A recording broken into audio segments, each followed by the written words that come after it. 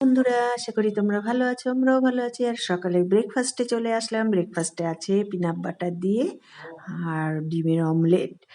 আজকে সকালের এই হচ্ছে আমাদের ব্রেকফাস্ট। সকালে ঘুম থেকে উঠে তো আগে চা বিস্কুট খেয়েছি, তারপরে এই পিনাট বাটার দিয়ে আর ব্রেড দিয়ে খাওয়া হবে, তাই তৈরি করে নিলাম। আর ব্রেকফাস্ট করে চলে আসলাম দুপুরের মেনুতে। আজকে দুপুরের মেনুতে আছে ছোলার ডালের ধোকা।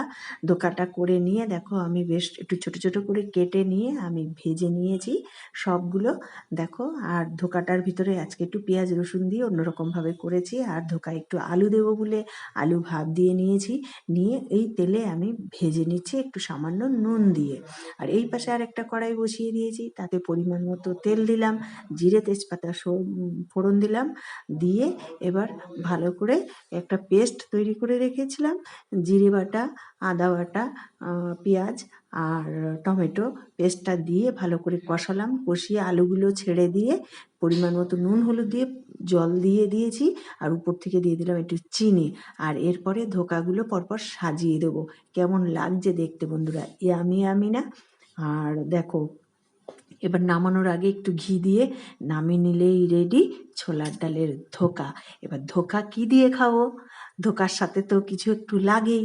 দুপুরের মেনু, তা আজকে ভাত খেতে ইচ্ছা করলো না বলে আজকে মনে করলাম যে এই ধোকার সাথে একটু বাসন্তী পোলাও খাবো। এই পাশে আমি ভাত বসিয়ে দিয়েছি।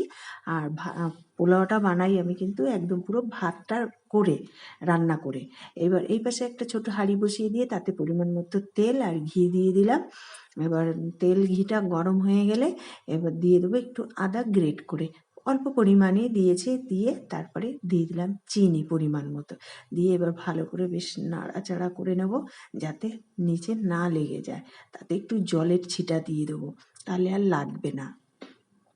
এবার উপর থেকে দিয়ে দিলাম কিছু কাজু আর কিছু কিশমিশ, দিয়ে আবারও ভালো করে নাড়াচাড়া করে নিয়েছি। আর এই পাশে অলরেডি আমার ভাতটা হয়ে গেছে।